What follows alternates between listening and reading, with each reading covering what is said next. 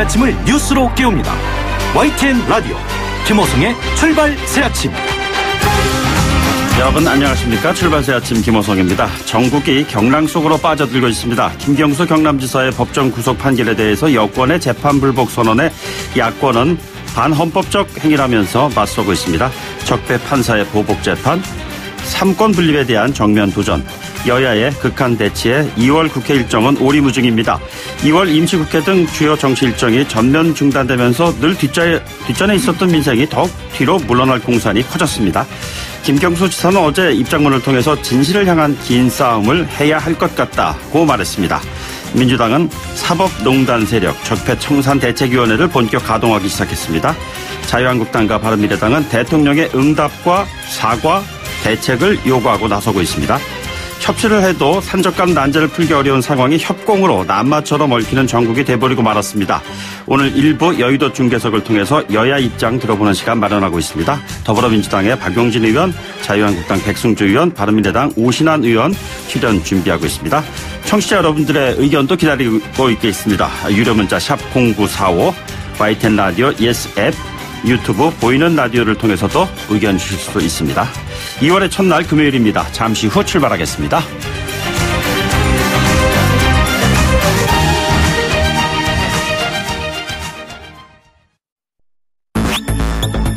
뉴스를 만들어내는 뉴스, 이슈를 끌고 가는 이슈.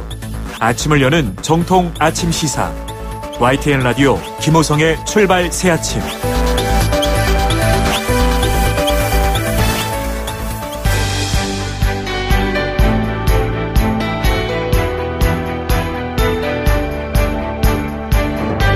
한국 정치를 풀어내는 토론 사이다. 한국 정치를 풀어내는 토론 사이다. YTN FM 출발 새아침. 여의도 중계석.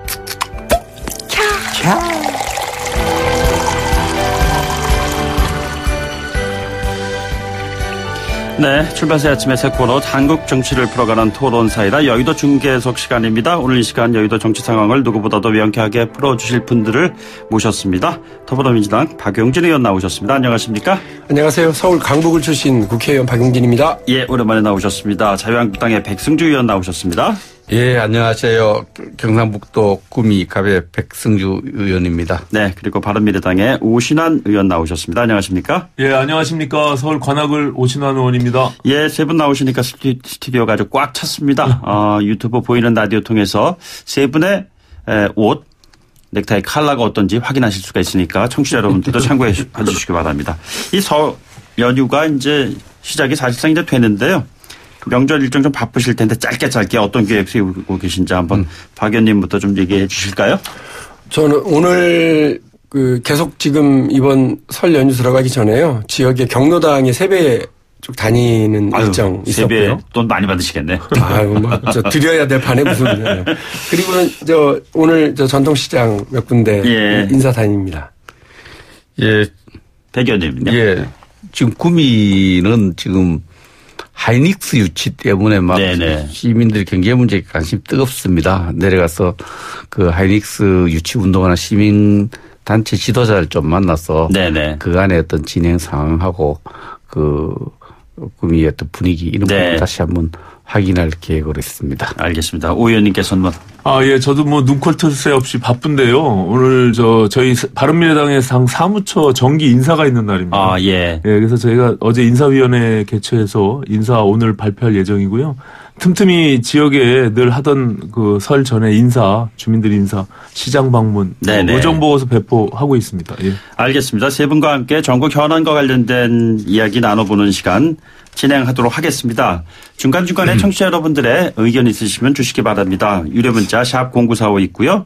유튜브 보이는 라디오의 창을 통해서 의견 주시면 됩니다. 예, 벌써 한번 주셨어요. 기온이 뚝 떨어져서 아침부터 사이다 소리를 들으니까 더 춥습니다. 다음엔 정의당도 불러주십시오. 이것도 의견 주고 계시네요. 예, 알겠습니다. 참고하겠습니다. 예, 그리고 YTN 애플리케이션 무료 애플리케이션을 통해서 의견 주시면 저희들이 반영하도록 하겠습니다. 먼저요. 김경수 경남지사의 법정 구속 이것이 지금 정치권의 가장 큰 현안이 아닐까 싶습니다. 그런데 반응이 정말 극과 극으로 갈리는 것 같습니다. 먼저 여당 입장 들어보면서 시작을 하지요. 박 의원님 한번 말씀해 주실까요? 예, 사실 인멸할 증거도 딱히 없고요. 또 도주할 이유도 없는 현직 도지사를 법정 구속까지 한 판결에 대해서 사실 납득하기가 어렵죠. 그리고 지금 여러 가지 얘기가 나오고 있습니다만 그 컴퓨터 등을 통한 업무방해 이 댓글 관련해서 벌금형은 있어왔지만 실형을 2년 실형이라고 하는 것이 이게 좀 이전 형량에 비춰봐서 적절하냐에 대한 판결과 관련된 좀 황당하다라고 하는 반응들은 뭐 시중에도 있습니다. 근데 이제 민주당 저는 어떻게 생각하느냐면 저희 더불어민주당은 지금 판사의 판결과 싸울 때가 아니라 이 판결을 근거로 정권을 흔들려 하는 세력과 싸워야 할 때다 이렇게 생각을 합니다. 상권분립 체제에서 판결은 판결로 뒤집어질 거다. 진실이 이길 거다 저는 이렇게 생각을 하고요. 불만을 이야기할 수 있지만 사실 따르지 않은 방법이라는 게 없어요. 그래서 민주당이 1심 판결에 묶일 것이 아니라 더 크고 넓게 앞으로 좀 봐야 된다고 생각을 하고요. 어제 그 김경수 지사 이게 면회를 다녀온 그 의원들에 따르면 김경수 지사도 이른 시간 안에 판결을 바로잡고 도정에 복귀하겠다.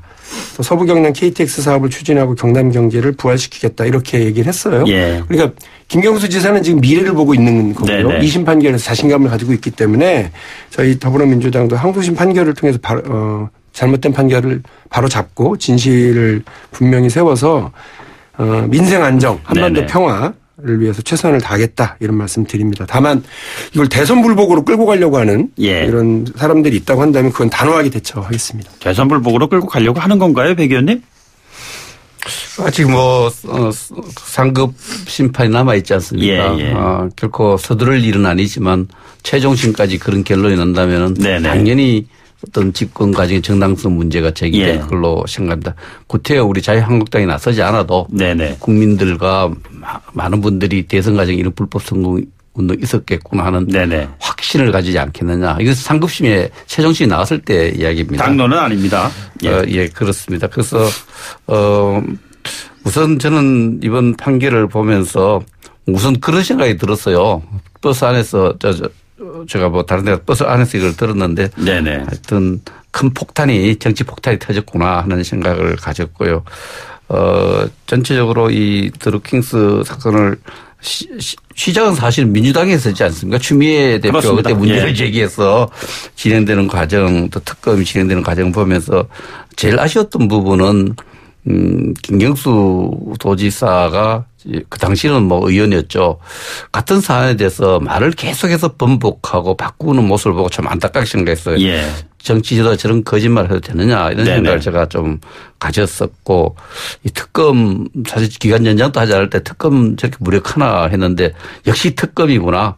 재판보단 그 재판에 그런 판결을 끌어낸 과정에서 특검 역할이 굉장히 컸지 않습니까? 결국에 특검에 의해서 진실이 밝혀졌다 이렇게 말씀하고 계시잖아요. 특검이 굉장히 무섭구나. 이 현재의 어떤 정치 권력과 검찰 권력의 어떤 이런 관계를 고려했을 때 특검의 역할이 굉장히 크다. 그래서 정치 현안이 이제 김태호 사건이라든지 손혜원 의원의 문제에 있어서 좀 더 객관적으로 진실을 밝혀서 억울한 부분이 많다고 하지 않습니까? 억울한 것을 밝혀내고 또 거기다 국민적 의혹을 해소하는 데는 특검이 최고의 수단이구나. 그래서 이 특검을 주장하는 데 당위성에 대한 이해가 높아질 거로 생각하고 우리는 다른 타 사건들도 이 사건을 보고 특검을 강력히 요청해서 특검을 해야 되겠다 이런 생각을 가졌고요. 좀 우리 민주당의 어떤 공당으로서의 그 판결에 대한 반응은 저는 참 분별력이 좀 분별을 잃고 있다 생각을 합니다. 뒷부분에 좀 얘기하실 수 있습니다. 그렇죠. 그런 부분에서 재판 결과는 받아들이고 아직 뭐 최종심까지 있으니까 시시비를 가리겠지만 이번 판결에 대해서는 겸허히 수용하는 국민적 분위기가 아직 만들어져 있고 그래야 되지 않나 생각을 합니다. 오 의원께서는 어떻게 보셨나요? 뭐 사실 이 사안을 너무 가볍게 보는 것 같아서 좀 안타깝고요. 대한민국은 법치주의 국가입니다. 그리고 3심 제도를 채택하고 있고요. 그렇기 때문에 1심 판결로 인해서 모든 것이 확정된 것은 아니다. 그럼에도 불구하고 지금 민주당이 반응을 보이고 있는 것은 저는 법치주의를 부정하고 있는 행위다라고 생각합니다. 이게 보복 판결이라고 하는 용어를 어떻게 쓸 수 있는지 이건 집권 여당으로서 사실 말할 수 있는 부분이 아니다 이렇게 생각을 합니다. 거기에 더 나아가서 해당 판사를 보복 탄핵하겠다라고 하는 것은 이것은 정말 법치주의를 부정하는 집권 여당으로서 할 수 없는 말이다 이렇게 생각하고요. 지금 우리가 단순히 지금 포털 사이트에 대한 업무 방해 징역 2년 내에 해당하는 것만 언급되고 있는데요. 네네. 사실 이것은 그 사이트에 대한 업무 방해가 아니라 국민을 상대로 업무 방해한 것으로 확대 해석한 부분들이 있는 거예요. 예. 그 내용으로 봐서는. 그리고 또 공직선거법 위반 혐의에 대해서는 징역 10월에 집행유예 2년을 선고했습니다. 네네. 이 부분이 빠져 있기 때문에 이것은 단순히 댓글로 인한 여론을 조작한 그 행위만을 본 것이 아니라 네네. 그로 인해서 파급되는 선거에 대한 부정까지 같이 본 거란 말이죠. 예, 그래서 이 부분이 단순히 예전의 판례에 의해서 비교할 수 있는 그런 형량이 아니라 굉장히 중대한 범죄다. 네네. 그리고 이건 대선이라는 가장 대한민국의 중요한 선거, 대통령을 뽑는 선거에 영향을 미쳤다라고 보는 것이거든요. 네네. 그러니까 이것을 가볍게 볼 수 있는 사항은 아니다 이렇게 판단이 되고요. 그리고 지금 1심 판결이 난 겁니다. 네네. 여기에 너무 정치권이 사법부의 판결에 감나라 배나라 하면서 오히려 좀 국민들을 선동하는 듯한 이런 모습은 정말 자제해야 된다 이렇게 생각합니다. 예, 박 의원님, 그 야당 의원님께서 말씀하시는 재판 불복 더 나아가서 해당 재판관에 대한 탄핵 뭐 이런 얘기들에 대한 입장은 어떠십니까? 근데 오신환 의원님께서 말씀하시듯이 보복 탄핵 언급했다 얘기하시는데요. 보복 탄핵을 얘기한 적 없고요. 해당 판사가 이른바 우리 지금 그 사법농단과 관련된 연루 정황이 있다라고 하는 것을 말씀을 드렸을 뿐이고요. 그리고 그 이른바 상권 분립이라고 하는 것이 그 절대 각각 간섭하지 말아라가 아니라 그 재판부는 이제 판결문으로 이야기를 하죠. 네네. 그리고 이른바 행정부는 집행을 통해서 보여주는 거고요. 정치권은 말로 하는 겁니다. 그래서 입법부는 말과 입법으로 이제 이야기를 하는 거기 때문에 그 판결에 대한 불만이라고 하는 거, 판결에 대한 평가라고 하는 거 얼마든지 할 수 있습니다. 그러나 네네. 판결 결과를 우리가 뒤집겠다. 판결 결과를 불복하니까 따르지 않겠다. 이러는 게 아니잖아요. 그래서 그 정치권에서 내놓을 수 있는 평가대로 있고 제가 아까 말씀드린 것처럼 2심 판결에 집중하고 또 지금 정부 여당으로서는 민생 안정, 한반도 평화, 굵직한 우리 과제에 대해서 이제 집중해 나가겠다고 하는 것은 흔들림이 없습니다. 네네. 아니 지금 그 박영진 의원님이 보복 재판관에 대한 어떤 보복에 대한 얘기를 하지 않았다고 하지만 어제 그 민주당의 지도자들이 의원님들이 언론에 나와서 그 현 재판장이 양승태 전 대법원 시절 비서실 근무한 이력을 계속 강조했죠. 예. 그 사적인 어떤 보복이다 이런 주장을 많이 했는데 저 정말 아연실색했습니다. 어떻게 이렇게 주장할 수 있을까? 그 성창호 재판관 같은 경우에는 이전에 그 김기춘 청와대 비서실장 또 조윤선 장관 이런 분들에서 구속영장을 발부했고 과거의 재판 기록이 있더라고요. 예.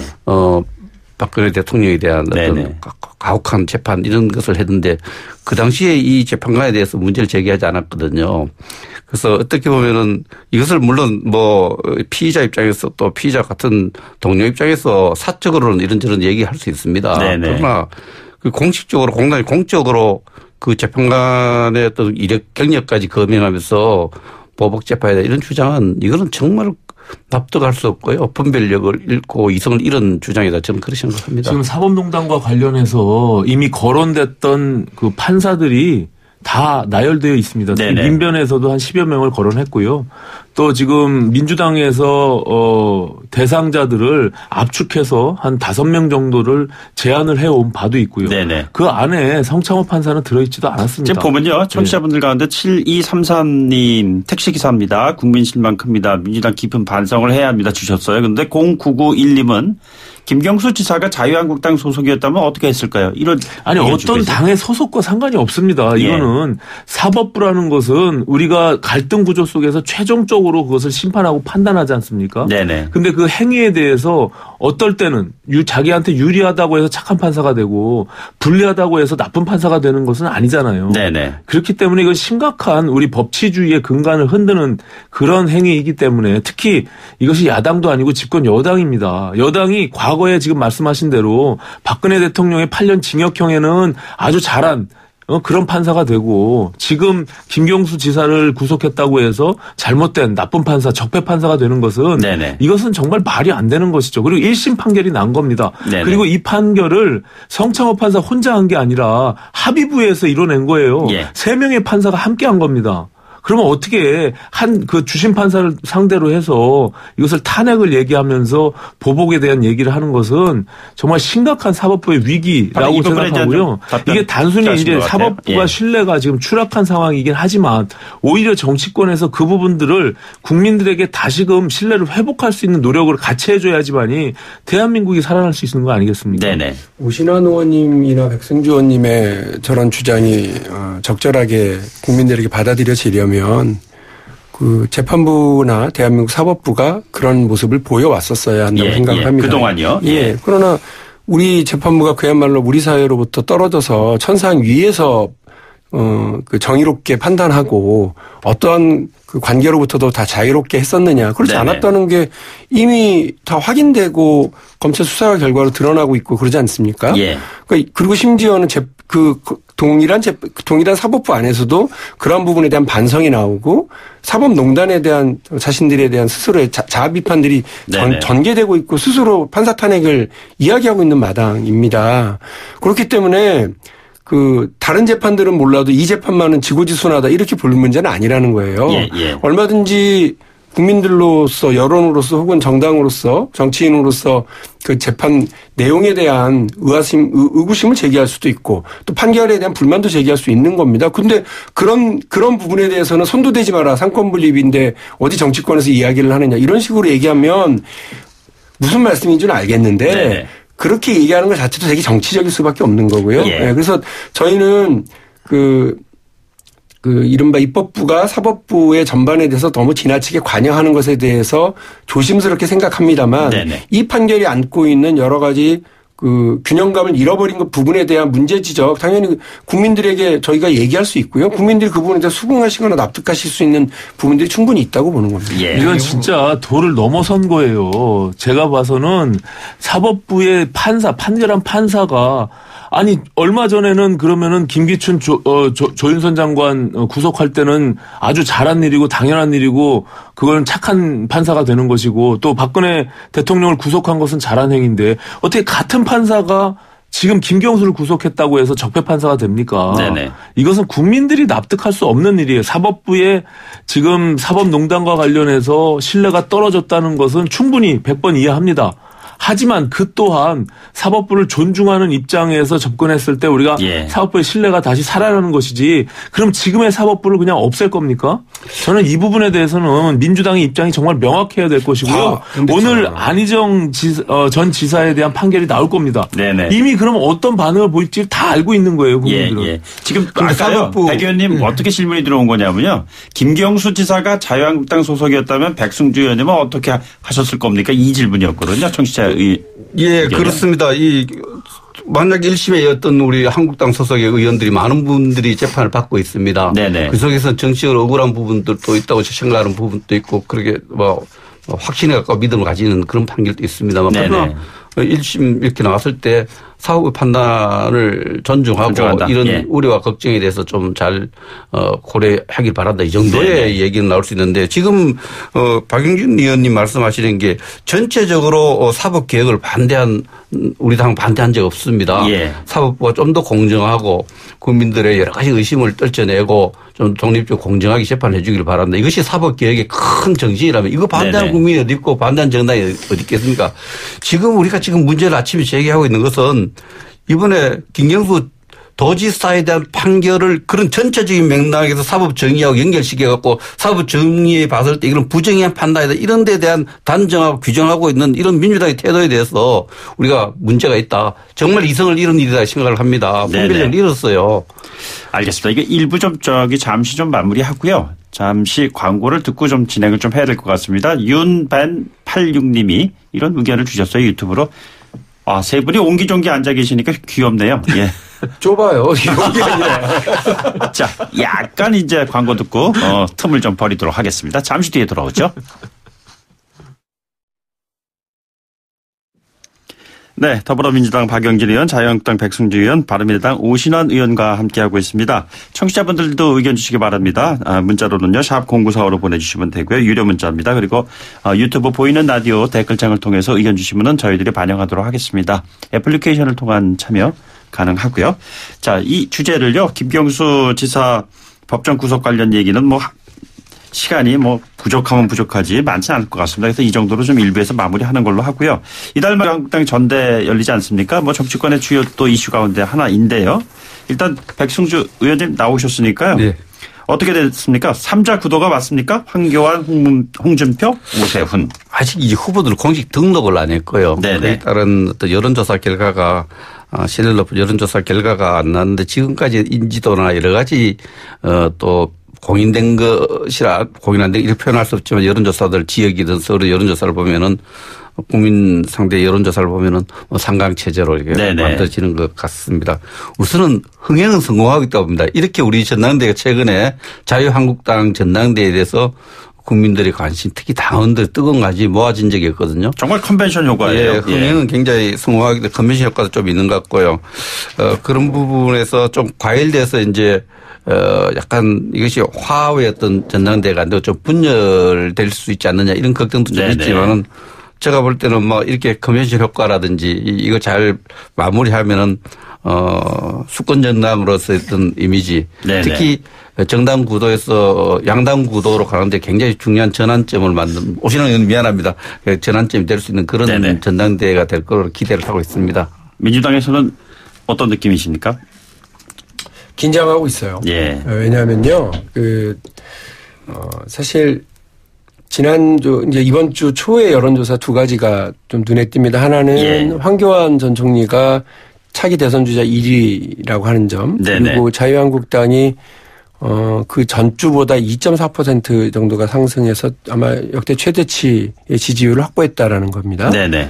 그런데 사실 자유한국당 잘한 거 없잖아요. 잘한 거 없는데 10%나 이전에 비해서 10%나 더 지지율이 상승했다라고 하는 건 이게 어쨌든 야권 보수 야권의 지지층이 집결하고 있다.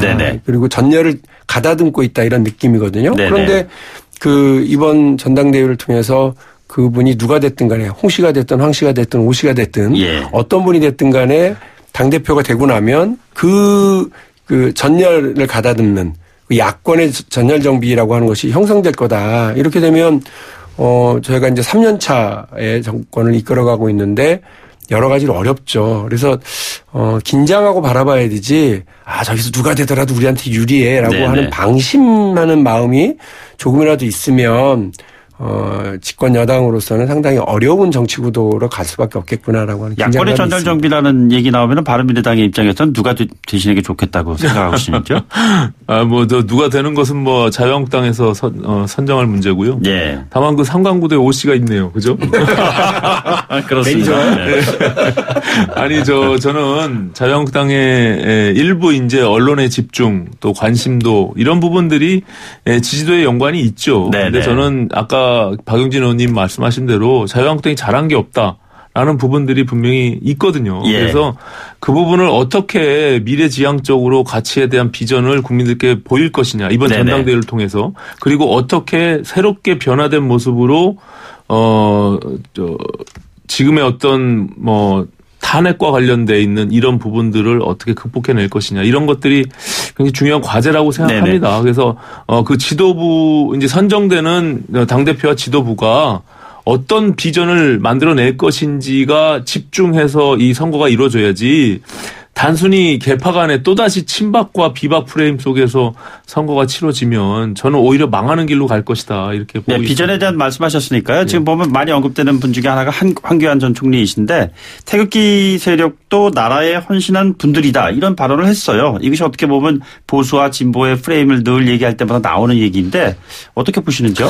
두 분 의원이 자유한국당 잘한 게 없다는 데 대해서 제가 당혹스럽습니다. 민주당은 뭐 잘한 게 있어서 지금 뭐 38%를 받습니까? 한국당이 그래도 잘하고 있으니까. 그 설날 유권자 만나셔가지고 도장 받아오세요. 잘한 게 있고 또 잘할 것 같으니까 이런 지지도 올라가지 않나 이런 생각을 하고요. 태극기 문제 나오면 제가 늘 생각하는 게 이 현 정부가 문재인 대통령이 제일 잘못하고 있는 것이 태극기 된 국민, 촛불 든 국민, 인공기 든 국민을 좀 이렇게 다르게 생각하고 있는 부분이 제가 많이 아파요. 특히 태극기 든 국민과 촛불 든 국민 다 우리 국민입니다. 예. 오히려 제가 문 대통령이 태극기 든 국민들을 더 많이 생각해서 그분들의 생각을 더 많이 고려하겠는데 태극기 든 국민도 좋은 국민이다. 이렇게 했는데 저는 통합을 해서 당연한 인식이고요. 네네. 황교안 전 총리께서 그런 인식은 뭐 저하고 같다고 생각을 하고요. 또 제1야당의 임무 이런 부분에서도 어떻게 보면 정부의 독선 이런 것을 좀 견제해야 되는 그런 데 대한 그 생각을 같이 갖고 하느냐 이런 문제가 좀 중요한 것 같습니다. 어쨌든 지금 뭐 우리 정부도 지금 진짜 태극기 든 국민과 촛불 든 국민을 좀 통합적으로 생각하고 같은 국민 생각이 되는 게 필요하고 누가 지도자가 되든지 간에 어느 깃발 든 국민이든 다 국민이라는 생각을 가져야 됩니다. 그건 기본입니다. 그래서 꼭 촛불을 강조하면서 태극기 든 국민을 소외시키거나 그분들을 배척하는 정치는 잘못된 겁니다. 네네. 네, 뭐 태극기 부대를 안겠다고 하시는 말씀은 뭐 그렇게 하시라고 말씀을 하고 싶은데 그 제1야당의 당대표를 하시겠다고 나오시는 분이 그리고 한나라의 전직 총리를 하셨던 분이 말이에요. 수준 낮은 색깔론을 들고 나오는 거는 경악을 금치 못하겠어요. 오히려 색깔론을 강조한다는 얘기시죠? 아니 그렇게 되면 이른바 그 약간 진보적인 혹은 뭐 좌파적인 사고와 철학을 가지고 있는 분은 국민 아니에요? 그 태극기는 끌어안고 진보적인 사고는 배척하시겠다는 거예요, 뭐예요? 그리고 무슨 그 당대표 후보로 나오시면서 뭐 주사파로 무슨 얘기 하시고 하는 거 보면서 진짜 정확을 금치 못했는데 이게 어쩔 수 없구나. 이게 공안검사 출신다운 색깔론 교환. 황교안 후보가 하시려고 하는 게 이 색깔론 교환이냐. 정말 답답하고요. 이거 보면 제가 볼 때는 그 홍준표 그 전 대표하고 황교안 전 총리가 뭐 왜 다투시는지 모르겠어요. 색깔론으로는 두 분이서 거의 통합해서 단일화하셔도 되겠던데요. 황이나. 그 중간지대에 대한 역할은 사실상 바른미래당 같은 쪽에서 제대로 좀 해주면 되지 않겠느냐라는 그러한 얘기들이 많이 있어요. 어떻게 생각하십니까? 당대표, 한국당의 당대표를 뽑는 선거잖아요. 이게 대통령 선거가 아니거든요. 그러니까 당연히 자기 쪽에 유리한 타겟층을 보고 거기에 소구하는 그런 메시지를 던지는 거는 뭐 그럴 수 있다고 봅니다. 그런데 아까 박용진 의원님 말씀하신 대로 그럼에도 불구하고 자유한국당이 지금 갇혀져 있는 틀을 극복해 나가려면 오히려 어떤 그 전당대회가 되어야 되는지 이 부분에 대해서 좀 깊은 성찰이 있어야 될 것 같다고 생각하고요. 특히 태극기를 들고 계시는 그 분들에 대해서 저는 폄훼하고 싶은 생각이 전혀 없습니다. 다만 탄핵 그것도 일부 이제 법치주의에 대한 그것도 부정이거든요. 아까 지금 김경수 지사에 대한 그 불복도 마찬가지고요. 이제 그런 연장선상에서 보면 박근혜 전 대통령에 대한 탄핵을 부정하는 뭐 이건 어쨌든 판결이 나오고 있는 문제 아니겠습니까? 그래서 이제 그런 부분들 외에 정말 대한민국을 아끼고 사랑하는 그런 의미에서 대한민국의 우국청정의 마음에서 태극기를 드신 분들을 제가 뭐라고 하는 것은 아니고요. 다만 이제 그런 측면에서 보면 자유한국당이 확장해 나가려면 오히려 황교안 전 총리도 박근혜 정부의 국무총리를 하지 않았습니까? 그러면 대통령을 잘 보좌하지 못한 그거에 대한 책임도 분명히 있는 겁니다. 그런 것들을 극복하기 위한 새로운 가치와 비전을 제시하는 것이 오히려 황교안 전 총리의 선거 전략에 저는 도움이 될 것이다. 이렇게 생각합니다. 4867님이요. 촛불이든 태극기든 포용력이 관건입니다. 뭐 이런 의견을 주시고 계세요. 기본적으로 정치 신인 아닙니까? 정치 신인이 총리는 했는데 어떤 생각을 갖고 있고 정치 시작하는지를 모른다고 생각할 수 있죠. 자기 정치 신인 맞습니까? 맞죠. 중고 신인이죠. 그래서 정치 신인으로서 본인의 정체성, 나는 이런 이념을 갖고 현대사는 어떻게 보고 있고 우리 미래는 어떻게 어떤 사람을 중심으로 끌고 가야 되고 자기 정체성을 이렇게 홍보하는 과정에 있는 홍보로 시작하는 과정이 있기 때문에 누굴 배척한다는 주장을 하진 않은 걸로 알고 있고 그래서는 안 된다고 생각합니다. 유튜브 통해서 진박이라는 아이디를 가진 분이요. 유력 후보 세 분이 다 원외인데 누가 되든 향후 국회 일정에 난항이 예상되지 않겠습니까? 라고 물어보고 계시나요? 예. 그렇습니다. 그 원내하고 원내에 어떤 당대표가 있는 건 굉장히 다르죠. 좀 다른 부분이 있는데 그 부분은 원내에 있지만 이번에 같은 경우에는 내년 총선을 총괄 지휘하는 그런 지휘와 역할을 하기 때문에 원내가 갖고 있는 결함들을 많이 극복할 수 있는 정치 여건에 있다. 공천권을 사실 쥐고 있지 않습니까? 그러면서 원내의 어떤 장악 이제 원내에 있으면 원내를 장악하지 못하기 때문에 당을 이끌어가는데 어려움이 있는데 이건 내년 4월 총선 지휘권을 쥐고 있기 때문에 그런 문제는 많이 해소할 수 있는 기간에 있다 이렇게 생각합니다. 그렇습니까? 정계 개편 이슈 관련해 가지고 바른미래당은 어떻게 되는 겁니까? 한국당과 가깝습니까? 아니면 뭐 민주평화당과 가깝습니까? 저는 어느 정당과 가깝다라는 것은 정책적인 사안에서 필요에 따라서 같이 연대할 수는 있겠지만요. 어느 정당과 가깝다는 것은 좀 말이 안 맞는 것 같고요. 다만 저희 바른미래당이 우리 나름의 어떤 가치와 비전을 국민들께 제시하지 못해서 여전히 좀 지지도가 좀 주춤하고 있는 부분들에 대해서는 좀 송구스러운 마음입니다. 그래서 저희가 당이 올고지 홀로 서서 그것이 국민들한테 대안 세력이 되고 어떤 신뢰를 회복해야만 된다는 생각을 늘 갖고 있고요.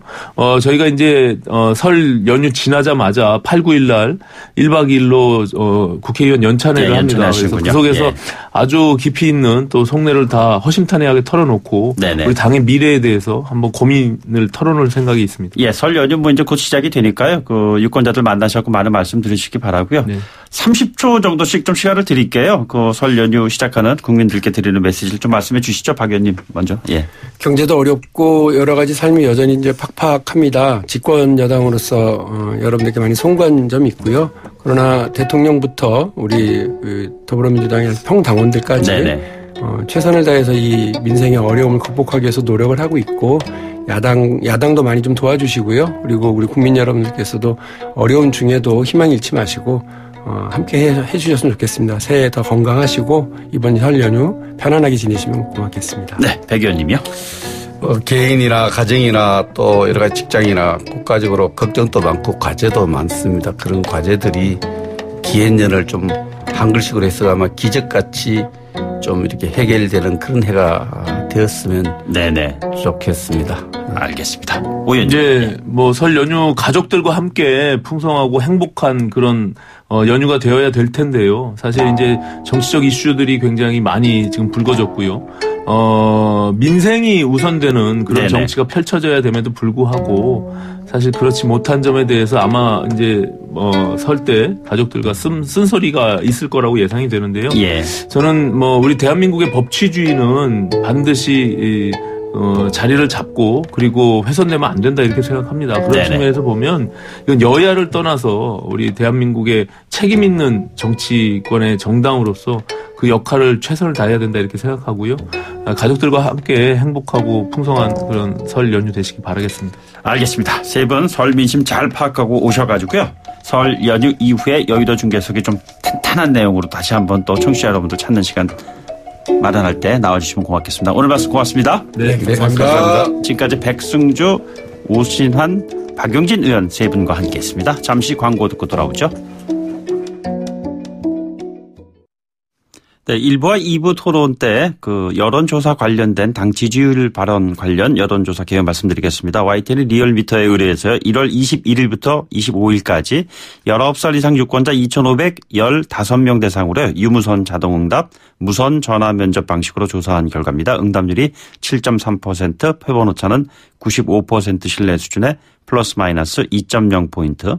자세한 내용은 중앙선거 여론조사 심의위원회 홈페이지에서 확인하실 수가 있겠습니다. 뉴스 듣고 3부에 돌아오겠습니다.